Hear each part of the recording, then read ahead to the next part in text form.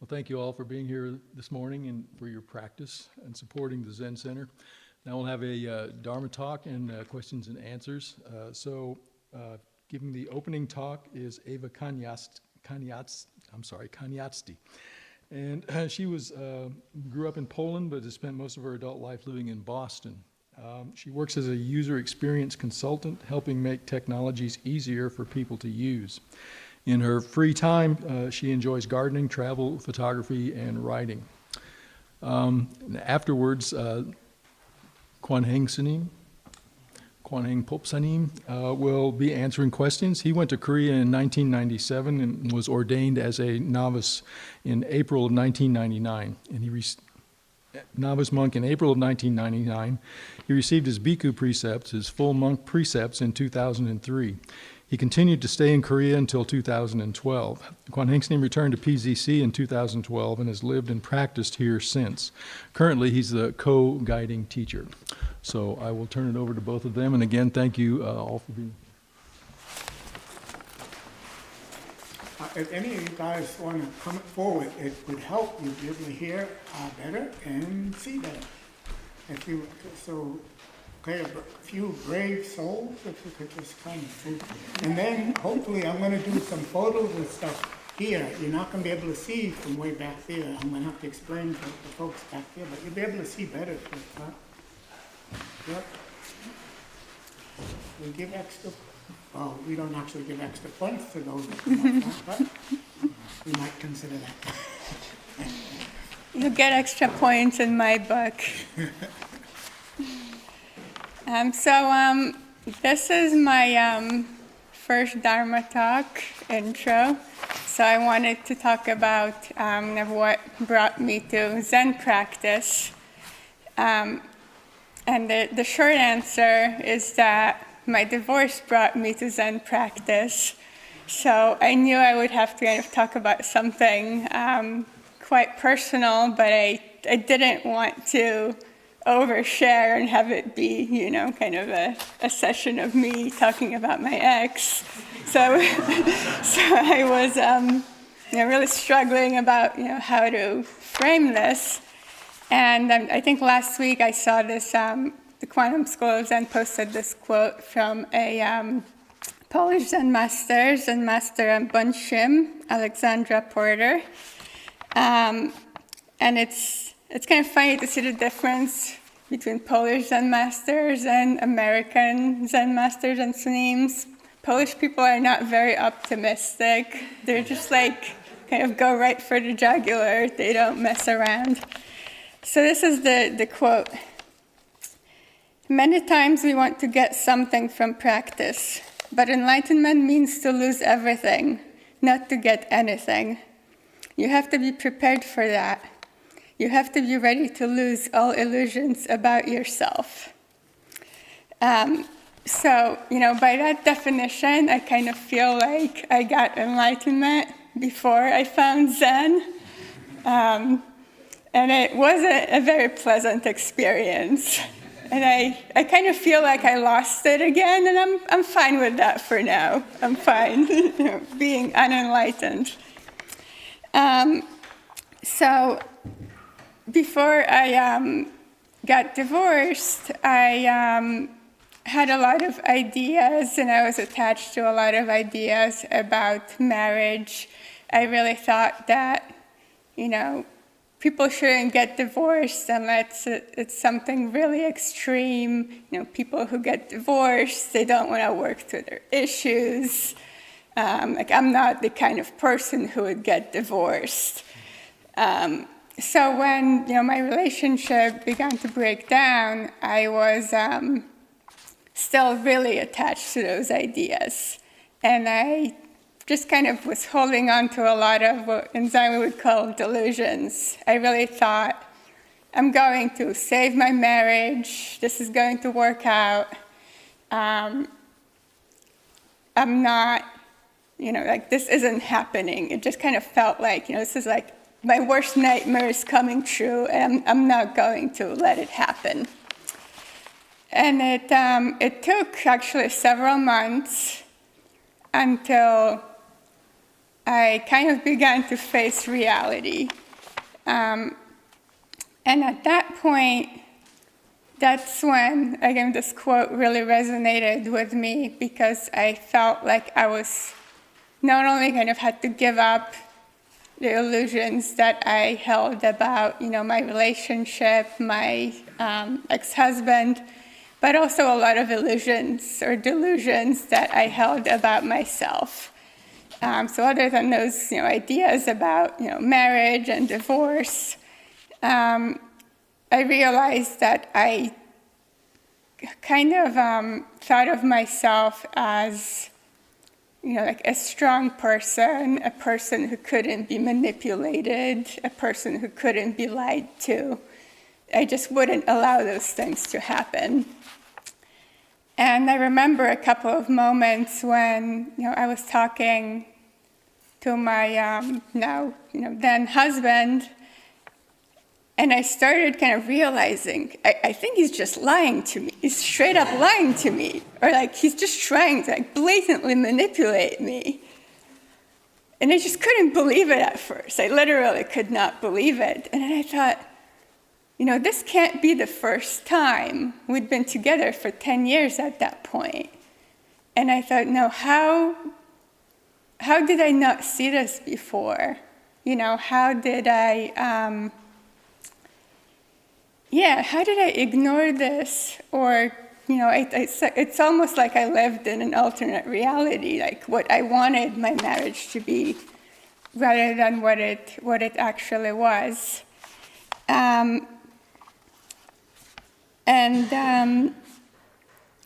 So as I was, getting to that point, I came to the point where I thought, there's no way out of this. I have to, I felt like, I was living this nightmare, I was suffering. And sometimes I think in Zen we talk about or in Buddhism, the first arrow is the suffering, and then on top of that, you add your own suffering. And I was, adding a lot of suffering on top of it. And then I realized that, I had to go. Okay, if I was in hell, I had no choice. I had to go through, I had to get through it and find my way out of it. And there really wasn't, anybody who was going to help me or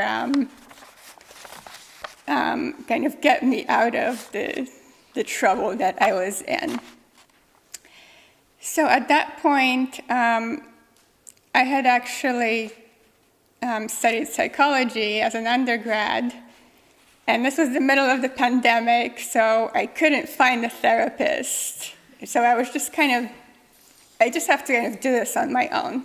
So I started reading about a lot of therapies, that are out there, and I also started meditating.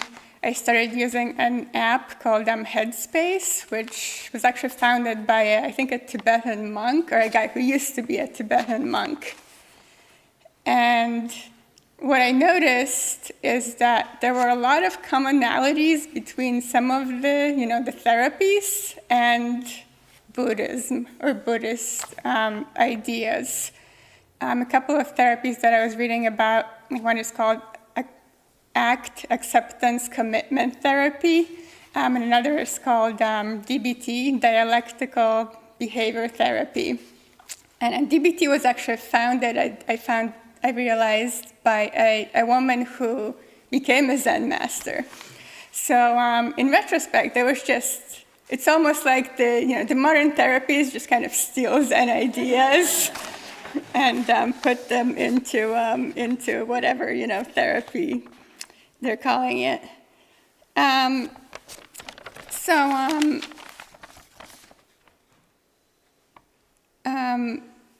At some point, another thing that I started doing is,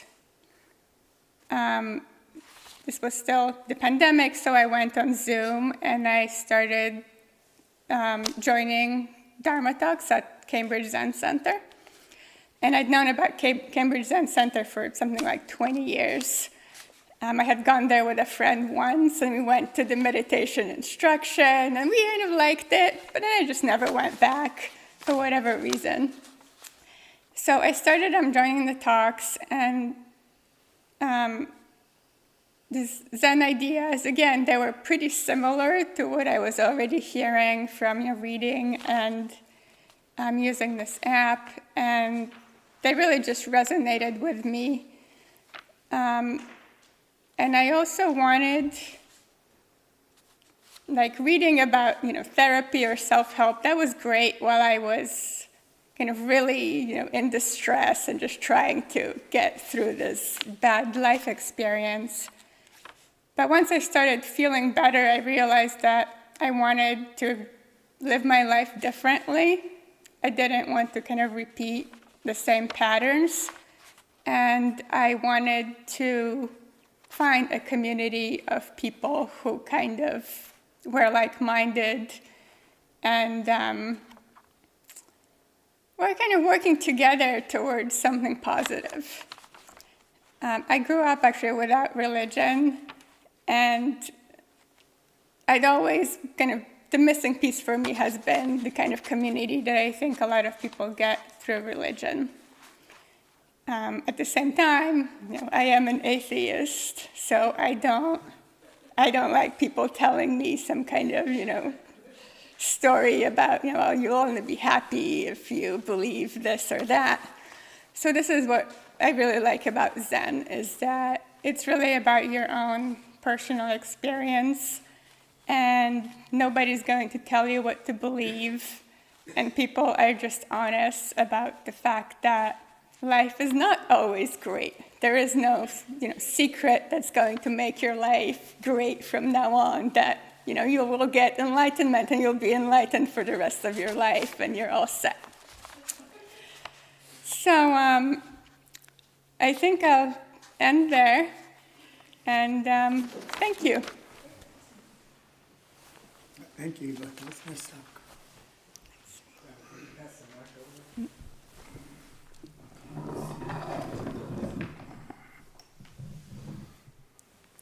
So, I don't know, for me, I think that Eva was she's speaking of matters of the heart, and that's always tricky. How everybody deals with it different, but everybody has issues around it. And so like in what she's saying is that we don't tell folks how to deal with that, but what we do is we give you techniques so that you can become clear and cut through that delusion and stuff. And then you make your decision on how you, based on your experience, how you want to do, what you want to do. And anyways, does somebody have some question about that? I don't have a lot of experience there, but.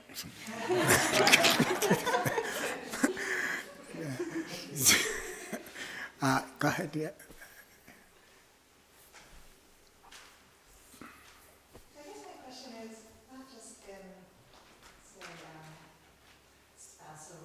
But even friendships, like how do you know, like there's this idea I feel like in Buddhism that, we bring so much of ourselves to any relationship, and you have to kind of see through that. We're always projecting. So if you think about it in that way, relationships, I don't know, I'm always going to be projecting in a relationship. So how do you know that it's kind of the point where maybe to end it? And You're asking me how do I know? no, just, I don't. No, at what point, No, but it does come back to showing you the technique so that you can be clear and be clear about how you feel and how you relate to this other person and how that person relates to you. And from there, you make a decision. But once again, as Eva was saying, there's no magic pill that we have, magic technique or anything like that. All your experience, in order to really deal with all your experiences, you have to, for me, my understanding is that you have to let that experience come up and be there in all its glory, whether it be good feelings or bad feelings or whatever that experience is. And then, of course, it falls away and comes back and then falls away.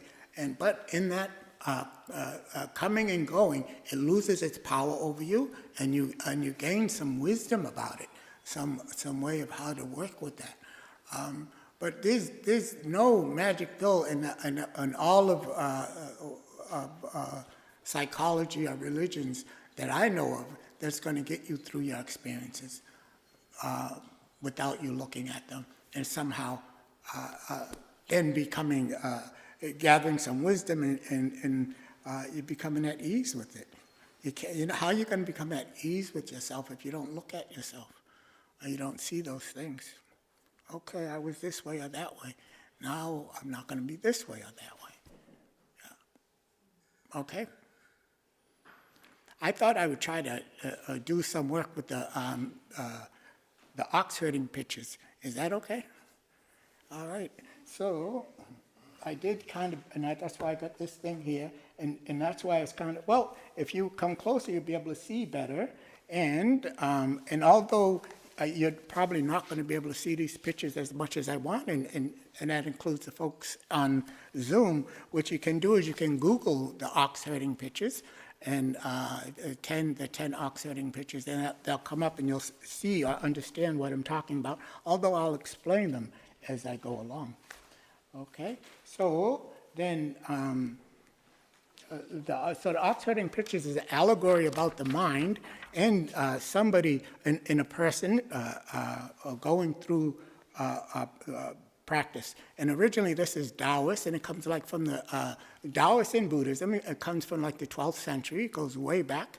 And this particular picture here, I got different kinds, different styles, but this style of picture actually came from Sudaksa in Korea.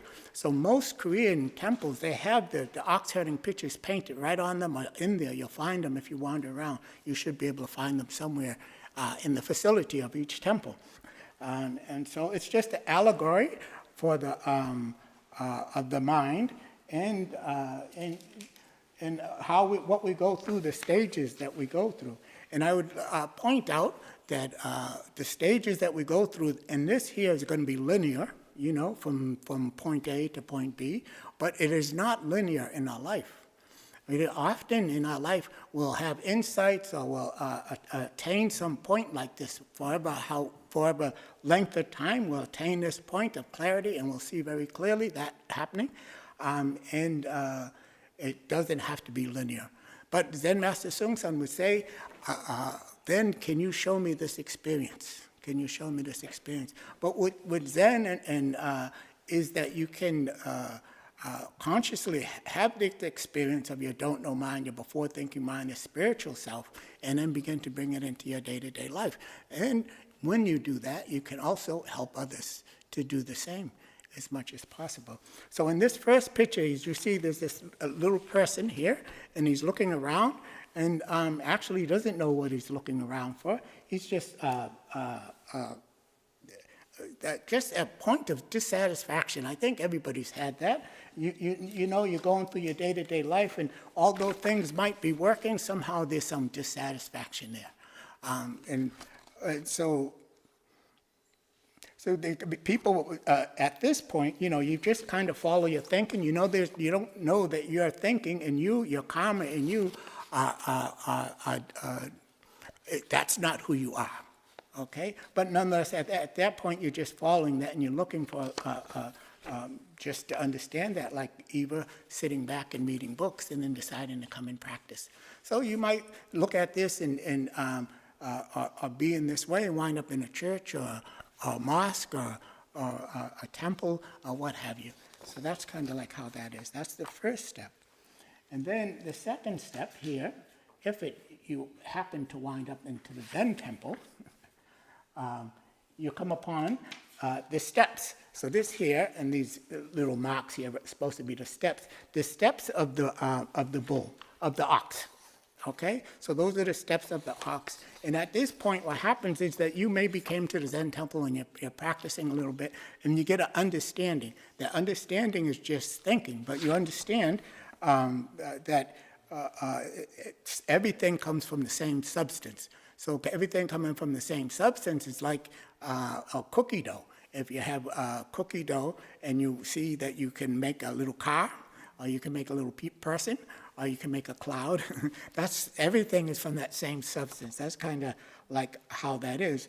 And so you have this understanding that you are not your thinking. And so when you have that, you begin to, but that's just understanding. So you don't actually see the bull. You have all this understanding. You've read books about Zen. You feel like you've had some connection with it. And so that's where that is. So, but then when you look at it further, if you find out or you see that you're not your thinking, then the question comes, who is it that's thinking? What is it that's thinking? And so at this point, still, we can't see outside of ourselves, and so that's how that one is. And if anybody has some question along the line, please feel free to do so. And so I see these online, but I haven't heard anybody actually talk about them. I've done this a couple times, but here you see that's the tail of the bull, and its rear as going up. You just catch him as he's going by like that. And so this is the first time you get a glimpse of the ox. And this is you consciously seeing things as they are. This is truth as it is. And you get a glimpse of that. And so I kind of think of this like a little bit like, at this point, is a bit like Matrix. And so in Matrix, Neo offered the red pill and the blue pill. Right? So the red pill represented cold reality, things as they are, okay? And the blue pill represented ignorance, or not so much, well, didn't see it as that way, but the bliss of not knowing, the bliss of how things are in your thoughts and ideas. You know, Eva was talking about how she had these ideas and stuff like that. So that is kind of like, so you see that, and so you tell, when you see that point of you begin to see that the differences between your ideas and reality, ideas and how things are. So then at that point, you having seen the bull, if you continue to practice, you can then actually grab hold of the bull. So grabbing hold of the bull is actually when you begin to see your ideas, your opinions, your likes, your dislikes. You begin to see all of this, all of your stuff, okay? And so, Narina, this is kind of like what I'm talking about. So you have all of this stuff, and you also have this relationship, and this relationship and this stuff, somehow you've got to deal with that. And that comes by, you have to look at that. That stuff has to come up. You kind of look at it and practice with it, and you can have a clearer and better relationship with that. You know, it's not always that person did something, kind of like that. Sure. I actually don't really understand this part. So I thought the white bull symbolized the mind, right? Mm-hmm. So he's just now apprehending his mind. It's not the true self, because eventually he's going to tame the bull, which doesn't make sense. Okay. So all right. So you're kind of going on some stuff, some kind of things that I guess you read. So this is he's just getting hold of the bull. When in the sense that he's just getting hold of his karma, he's just seeing himself. So this is this bull represents his mind, and so this is just an allegory of that. And it's just what you're saying is that you know, you begin to see where you let's just say that you have a bad temper, okay? And then you begin to realize, you begin to see, oh, I have a bad temper, but why is it I have this bad temper? I have this bad temper because I dwell on my anger, because I'm dwelling on my anger. But you get to see those kind of things as you practice. I mean, the anger just didn't appear there out of nowhere, you know. So anger appears, and what do you do with it? And so, I happen to be attached to food. I like to eat a lot of food, but where does that come from? Where does the urge to eat a lot, and then there's the problem with the addictive qualities of Western food. Maybe I should change to eat some different kind of food. So that's kind of like what that's about. So not wanting to get caught up on that. So then he actually catches the bull, and And so I actually have another photograph of him catching the bull. So then you begin to struggle with your likes and dislikes and so forth and so on. Actually, a lot of people then start practicing because of this, because they actually see all of that stuff, who they are, and say, well, I think I'm going to go see a movie. you know? And that's perfect. That's understandable. And so I especially when you look at this fella here, because this is actually the same picture of that. But you see how this is a little guy? You could probably grab hold of that fella and take care of him. But this one, he's going to give you hell. And I like to think, that, well, I don't like to think, but tends to be me with my stuff. My stuff was really out there. I needed some serious practice. And so I packed my bags and went to Korea. That's what I did on that one. So that's the grabbing hold of the ox. And so let us see, that's 4. So then, here's a little bit of what, this is what Kwan Haeng Sunim is talking about. As he's saying, then you tame the ox. And so in this, and other styles of the ox herding pictures, this ox will turn white, meaning that you're taming it. I mean, that's just, that's how that whoever did those pictures, that's how they represented it. But this one here, you see that he's got that the ox is following. He's got this little rope here. If the ox wanted to, he could kick this person way, but he hasn't because he's done a lot of practicing. And now he doesn't worry about his stuff so much, his likes, his dislikes, his opinions. He's not so strongly attached to them. He still has them, but they tend to follow him. And so, I don't know, I think Zen Master Sunim talked also about like it as if you had a dog. And so you had a dog that ran all around the place, and it went over there, sniffed that, went over there, peed there, but as you walk along, that dog follows you and comes back to you. So and so that's how it is. So this is you might say that your karma, that's your karma eye, and this here you can say is your true self. And so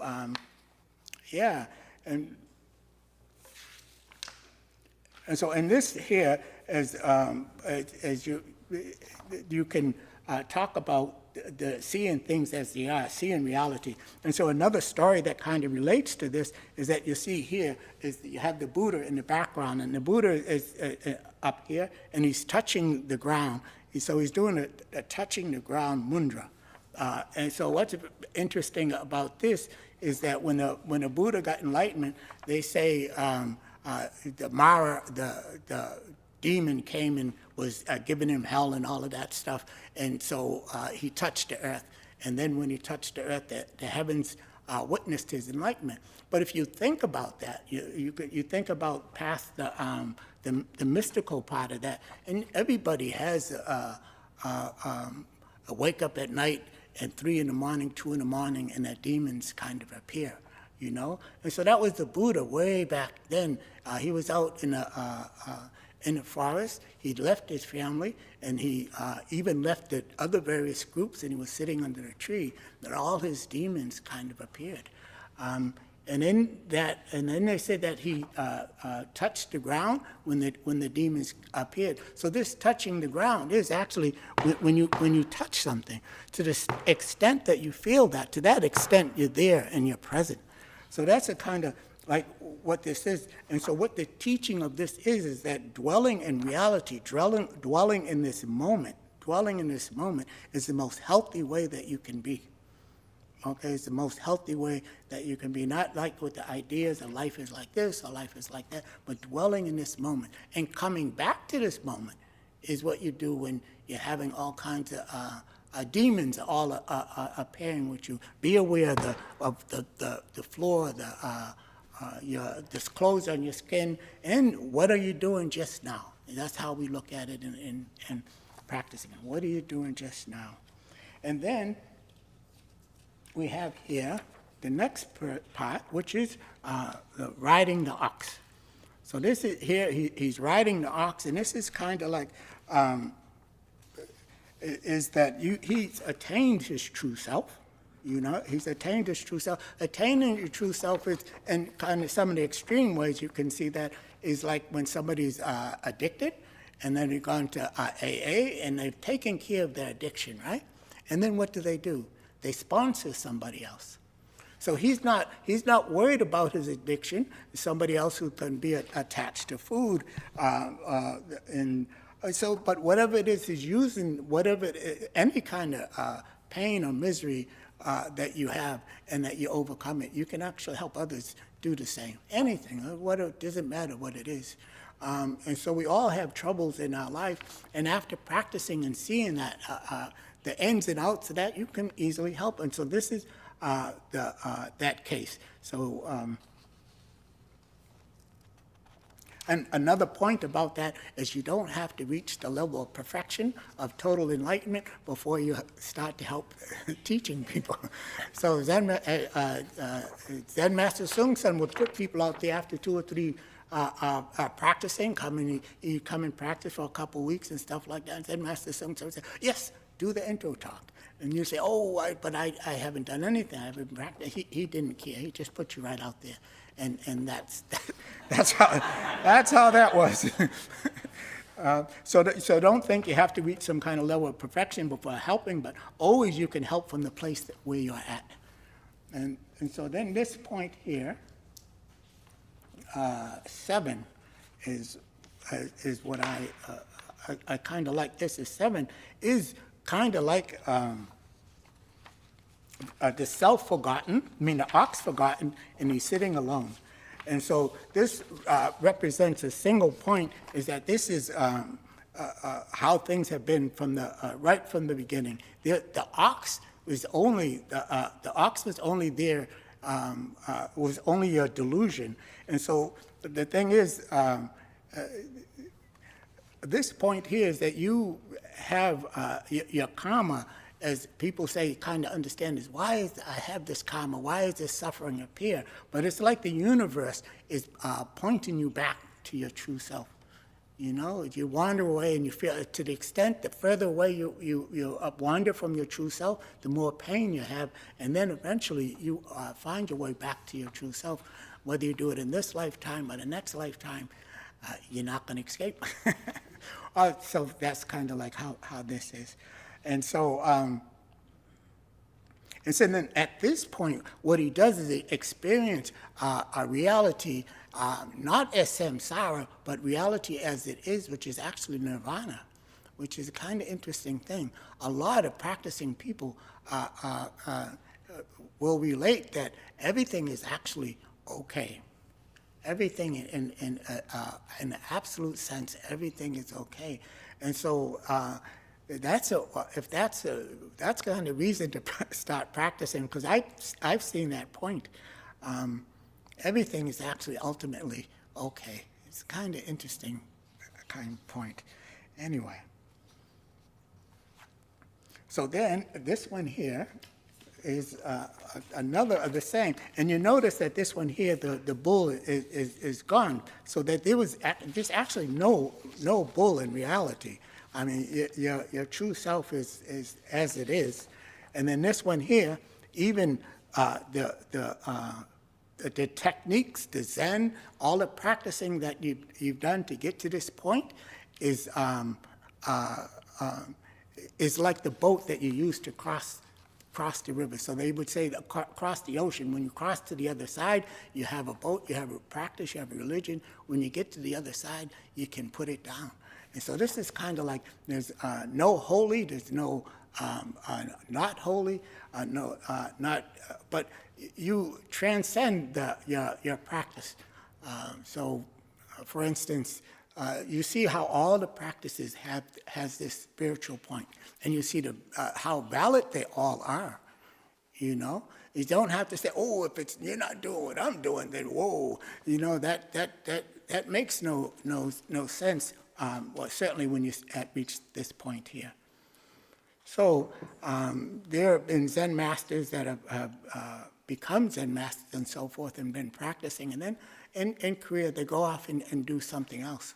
You know, like one just became a school teacher, went to a school and became a school teacher, and that's where they found him years later, where he was, after he had become a Zen master. It's kind of like how that is. Anyway, and so there's the story of the photographer that I know of. And this photographer, he would teach youngsters how to photography, but he was a Zen teacher. He didn't actually teach them Zen per se, but he taught them photography, and it was how he came across is how his teaching was that way. So those are kind of things that appears. And so then we have 9, which is again these last three pictures are kind of similar in that sense. So this one here is, you see, there's nothing there, and so he's reached the source, and that means that he's completely solved the problem of I. If you get rid of your I, if you completely solve this problem about I, you actually got nothing to worry about. You're talking about having stuff to worry about. So it's, if you solve this, everything is solved. Everything is truth, okay? It's not filtered through this idea of I. And so everybody, yeah, I've often talked about how I is like I said, if you get a piece of paper and give it to a loved one and let them write everything about you, and you take a piece of paper and write everything about yourself, and then this loved one, this person who knows you for many, many years, whether it be your son or your daughter or your wife that knew you for many years, or your very close friend, and so you write everything about yourself, they write everything about you, and you'll see that there are differences on there. What are these differences? What's the meaning of that? The meaning of that is this idea that you have of I exists only in your noggin. It doesn't exist anywhere else out there in the universe, right? So all your friends see a different you, and you see yourself as different from they see you. So then the question is, what are you? Who is it? What is this I? So then, but reaching the source, you've come from all, you've let all of that go. You solved this problem. And so what's interesting about this, in the first picture, you see this person who's the first picture being way back here somewhere. You see this person is looking for something, and he's out there. And this one here, the person is gone, but it's the same background.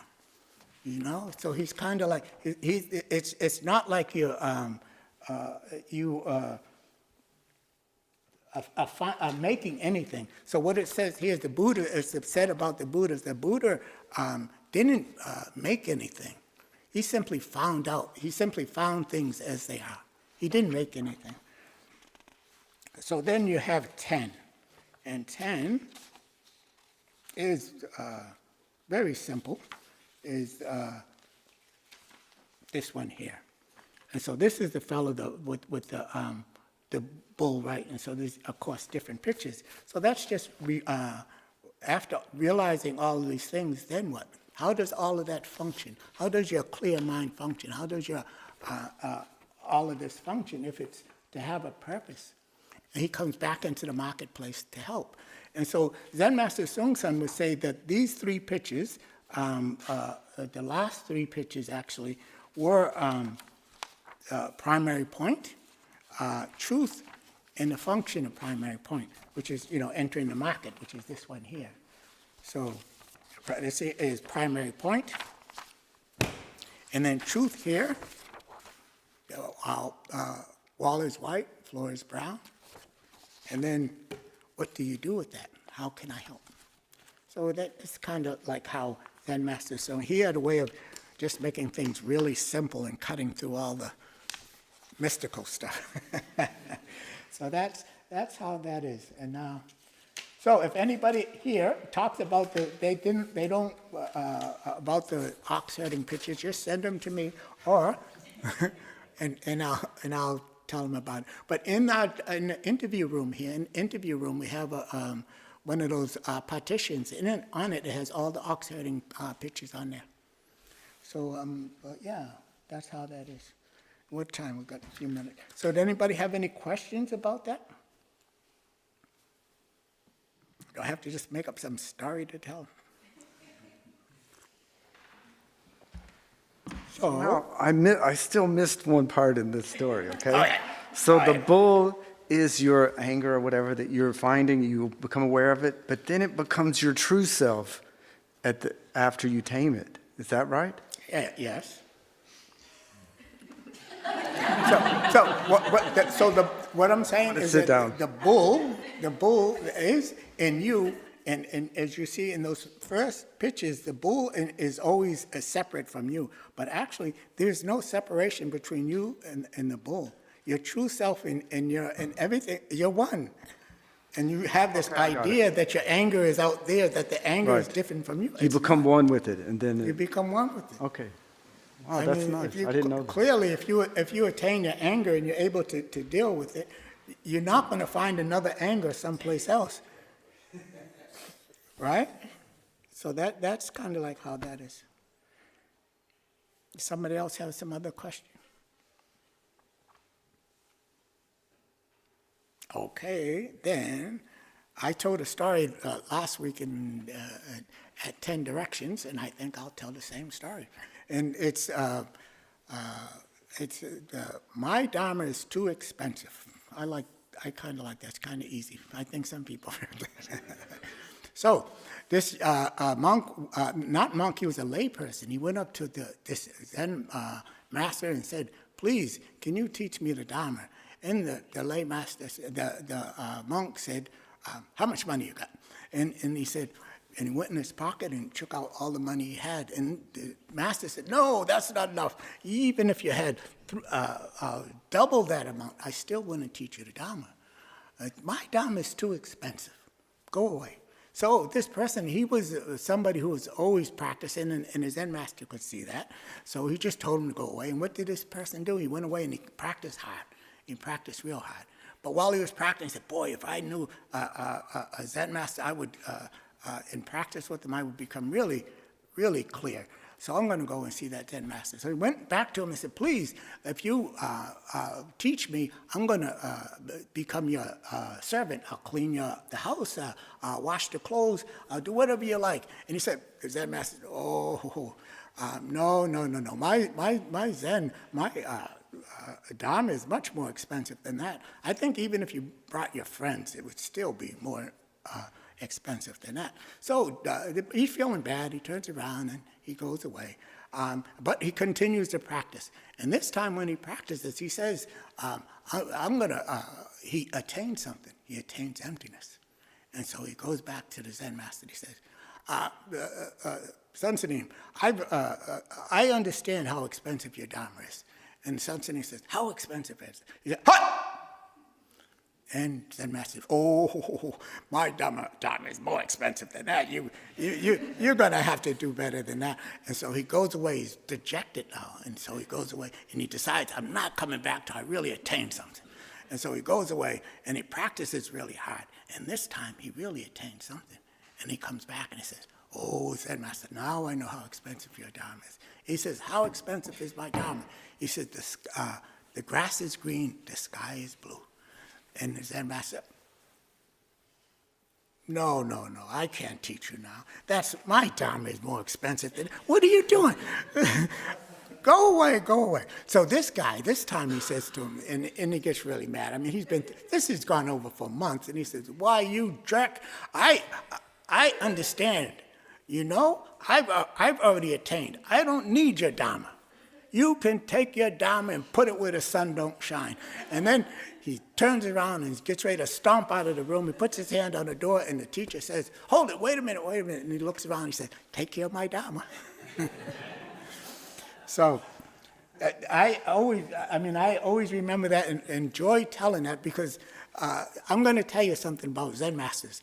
We are nothing but, not that I'm a Zen master, mind you, Jado Posting and teacher, but we are nothing but glorified cheerleaders. we can't do it for you. You got to do it. So that's the only thing that we do. And so some people say, oh, so you made a temple, and so when a monk makes a temple, or people make it, lay people come, they can start with making a Zen center, stuff like that. They do it so that people could practice and attain that true self. But when you go there, people might talk to you about, well, if you become really clear and you do this constant bosa many times, you can get a new car, or you can help your family, or this and that. And the funniest thing is that actually Zen Master Seung Sahn spoke in such a way that that can actually happen. Because if you come and they pointed out to me this woman who was doing 3,000 bows all day, and she said that her husband had all her life, her husband had plenty of money, so forth and so on. But that's not the point. Well, the point is that when you do that, you kind of focus on the things that you want, and you're really clear about that. And of course, it's easier to attain. But still, along that line, what happens is that that your son or your daughter gets hurt, or something happens with your husband, or something happens with you. Reality, or something kicks in that shows you that it isn't just I work hard and I get all these good things and I'm satisfied for life, but life has a way of making things, of throwing you curves. Then what? Then you're already at the temple, and at that point, a monk can kind of help you to practice and take this energy, this practicing energy, and put it to a good place so that you can look at your true self, understand what things as they are. And from there, you can be more helpful to your family and to the people around you, because it's not all about getting stuff, you know? It's not about getting stuff. It's not about your youngster becoming a senator or something like that, but it's about that youngster becoming whole in his life. And so how do you do that? Anyways, that's what that's about. Okay, I see somebody standing over there. And it's not to ask a question either. Okay, good, thank you.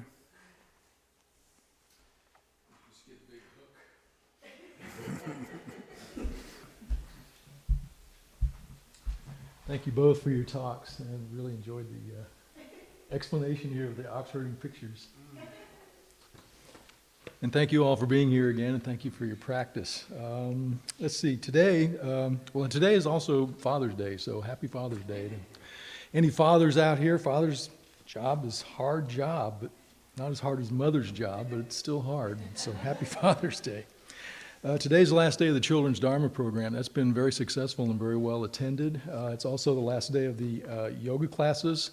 They're taking a break for the summer, so everything will start up again in September, if you're interested in those. Let's see, next weekend, Kwan Haeng Sunim, Pope Sunim is going to be leading a 2-day Yangmang Jongjin.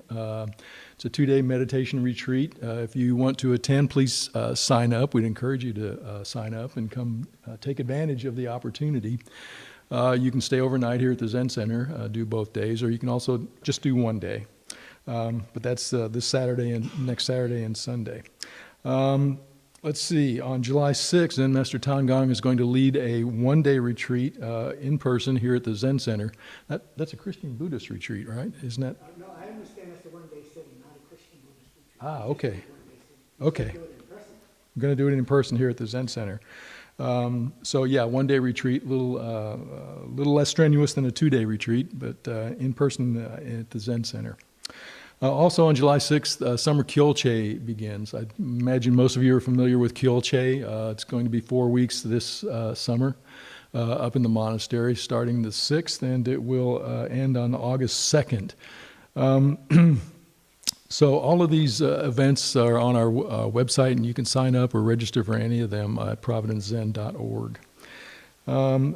At the end of Kyolche, the weekend of August 3rd and 4th is Founders Day.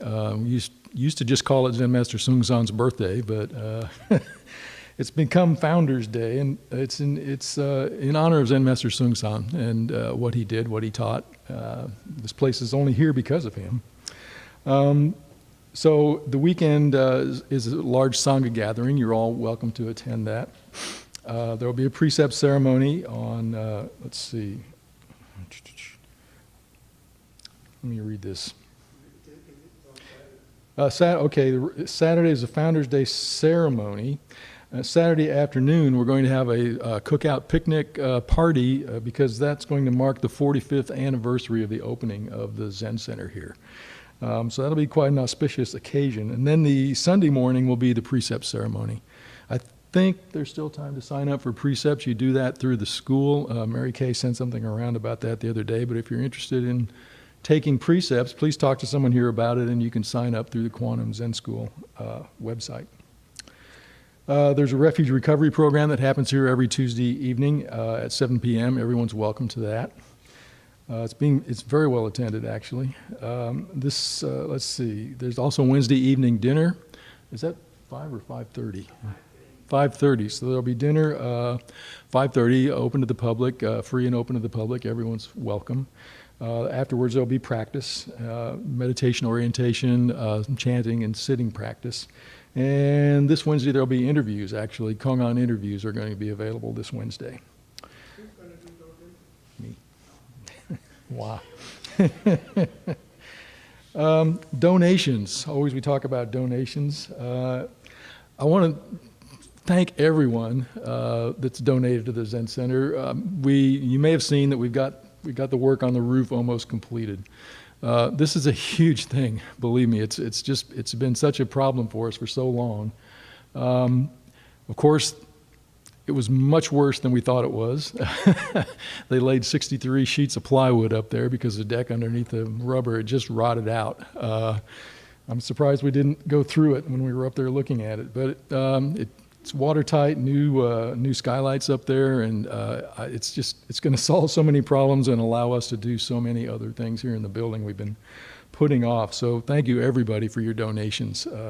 It's just incredible and humbling to the support that came to get this done for the Zen Center. So you can donate in person if you like. We got a donation box out by the shoe rack. There's a QR code there, and you can always go to our website and donate that way if you like to. We have a volunteer program. So Young is more or less handling the volunteer outside program. There's a garden farm that we have going great guns this year. I was going to mention that probably next week there will be a farmer's market out here like we had the last 2 years, I guess. There's going to be enough produce so we can actually set up and start selling that, so I hope you take advantage of that. There's also an inside volunteer program that Daniel Alfer administers, and if you're interested in doing any kind of volunteer work, you can contact her. There's a poster about it on our board out there, and also there's information on the website. And membership. If you want to join the Zen Center and you have any questions about it, please talk to anyone that's here if you're interested. It's a great way to support the Zen Center. It also supports the school. And there's some advantages to you also of becoming a member.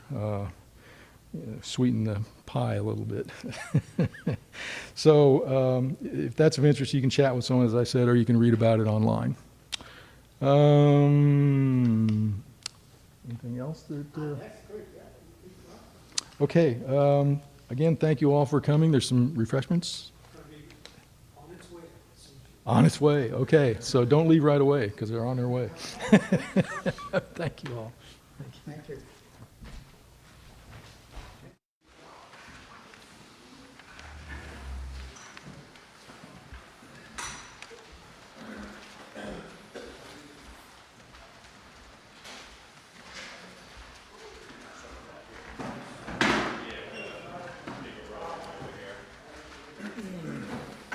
Leave the lightness.